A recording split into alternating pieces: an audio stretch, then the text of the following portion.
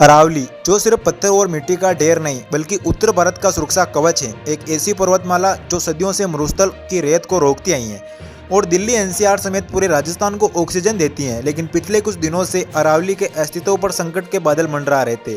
संकट सरकार की दी गई नई परिभाषा का, लेकिन अब देश की सबसे बड़ी अदालत यानी कि सुप्रीम कोर्ट ने इस मामले में एक ऐसा ऐतिहासिक फैसला सुनाया है जिसने न केवल पर्यावरण प्रेमियों को राहत दी बल्कि राजस्थान की सियासत में भी हलचल तेज कर दी है। सुप्रीम कोर्ट ने अरावली पर्वतमाला की नई परिभाषा से संबंधित अपने ही 20 नवंबर के आदेश पर फिलहाल रोक लगा दी है। चीफ जस्टिस सूर्यकांत, जस्टिस जेके माहेश्वरी और जस्टिस एजी मसीहा की खंडपीठ ने इस मामले की गंभीरता को समझते हुए एक बड़ा कदम उठाया है। अदालत ने साफ कर दिया कि अरावली के संरक्षण के साथ कोई समझौता नहीं होगा।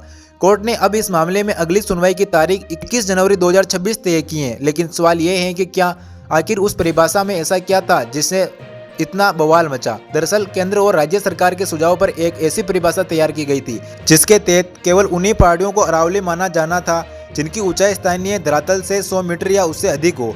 साथ ही दो पहाड़ियों के बीच एक दूरी 500 मीटर से ज्यादा हो तो उन्हें अरावली रेंज से बाहर रखने का प्रस्ताव था।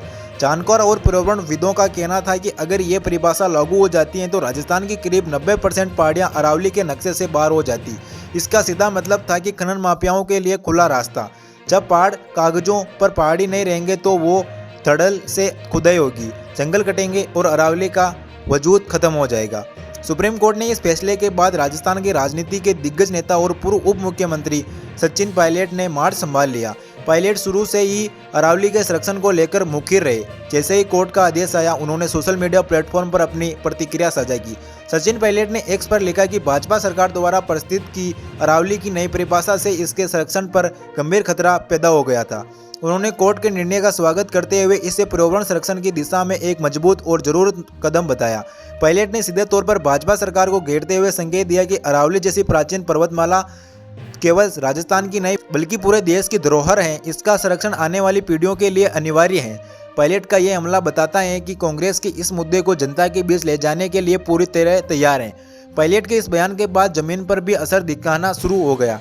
अलवर, जो अरावली का गढ़ है, माना जा रहा है कि वो कांग्रेस कार्यकर्ताओं ने जश्न मनाया। भारी संख्या में कार्यकर्ता जुटे, भाजपा सरकार के खिलाफ नारेबाजी की और एक दूसरे को मिठाइयां बांटी। कांग्रेस के जिला अध्यक्ष प्रकाश गंगावत ने इस मौके पर गंभीर आरोप लगाए। उन्होंने कहा कि भाजपा सरकार अरावली में खनन माफिया को फायदा पहुंचाने के लिए ये नई परिभाषा लाई है। यह कहा गया कि अरावली को राजस्थान की जीवन रेखा बताते हुए इसे जनता की बड़ी जीत करार दिया गया।